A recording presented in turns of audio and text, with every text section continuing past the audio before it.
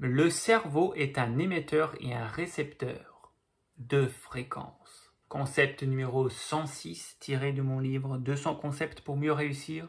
Votre cerveau, vous qui êtes en train de regarder cette vidéo, le cerveau que vous avez dans votre boîte crânienne est un émetteur, c'est-à-dire qu'il émet des fréquences, donc il y a des ondes qui sortent de votre boîte crânienne, et c'est aussi un récepteur, c'est-à-dire qu'il reçoit aussi des ondes, des fréquences, de l'énergie.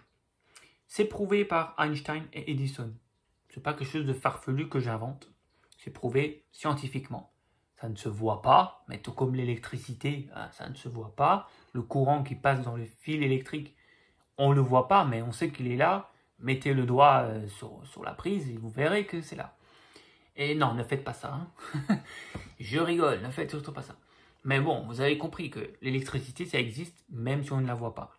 Et donc, ces scientifiques, Edison et Einstein, ont prouvé qu'il y a aussi des fréquences qui sont invisibles à l'œil nu, qui sortent et qui rentrent dans le cerveau. Et pourquoi c'est un concept de réussite, ça? Parce que on sait maintenant que ces fréquences affectent la matière physique, donc vos pensées, parce que c'est ça, les fréquences qui sortent de votre cerveau, c'est vos pensées. Donc, elles peuvent affecter la matière physique.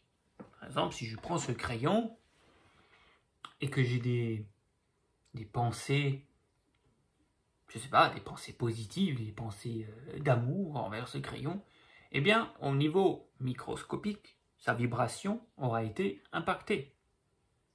Et à l'inverse, si j'ai des pensées négatives, noires, si je l'insulte, le crayon, eh bien, on peut voir au microscope, au niveau atomique, que la fréquence a été modifiée.